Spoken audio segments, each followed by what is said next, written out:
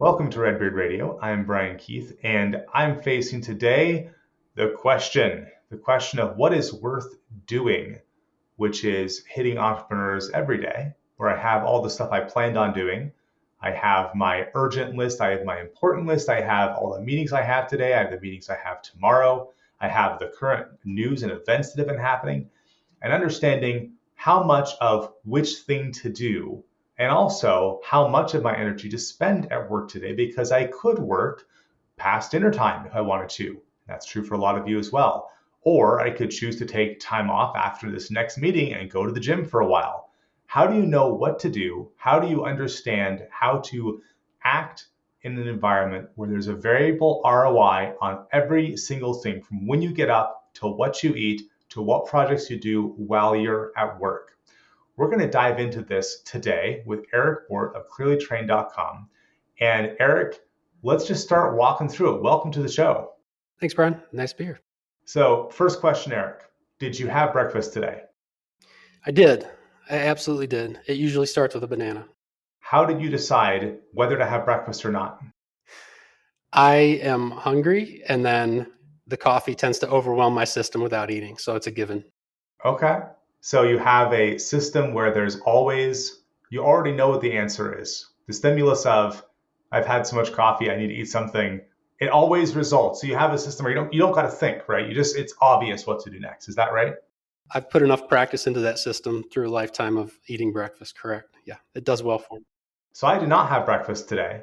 And I did not have breakfast, which I do, I don't know, 3/4 of the time.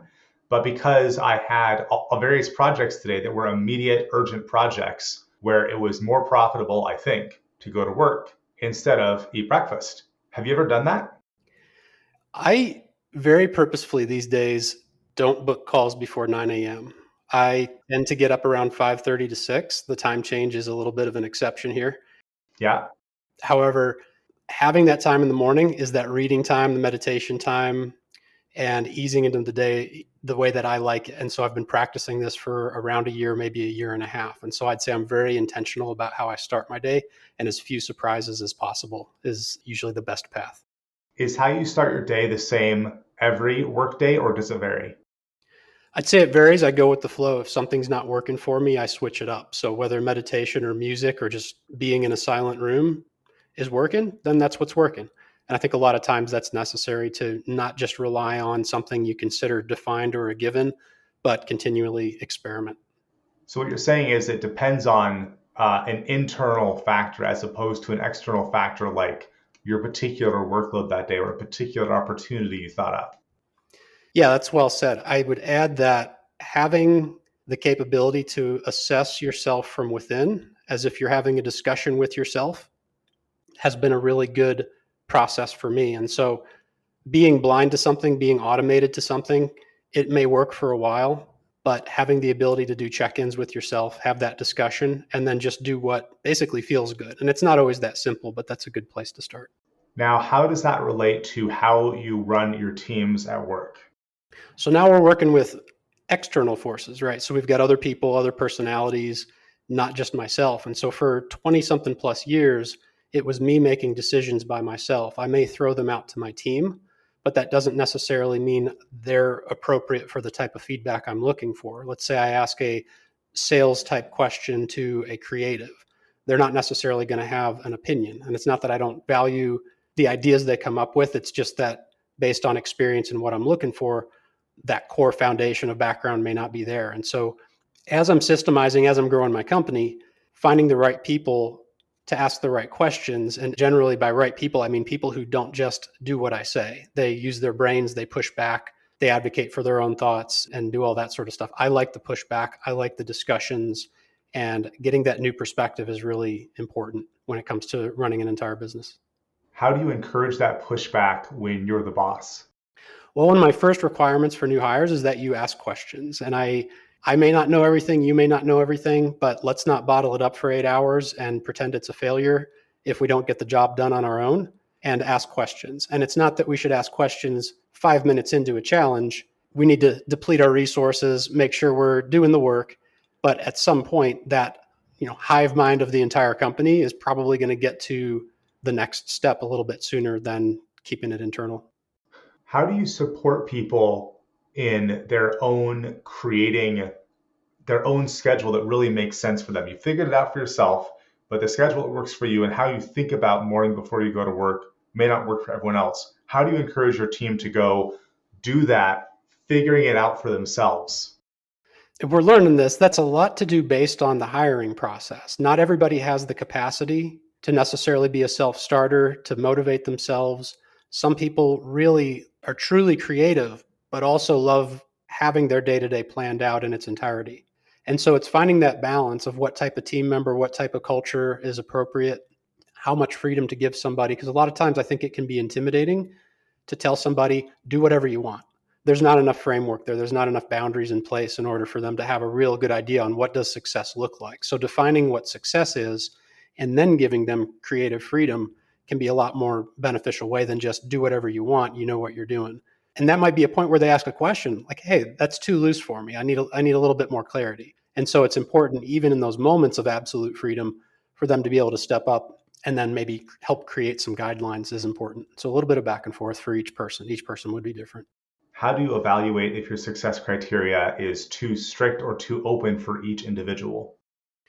Reviews and questions from management. So we do quarterly reviews, we follow up, and it's not always an exact system as in at certain time o'clock each day, we check in and ask this question.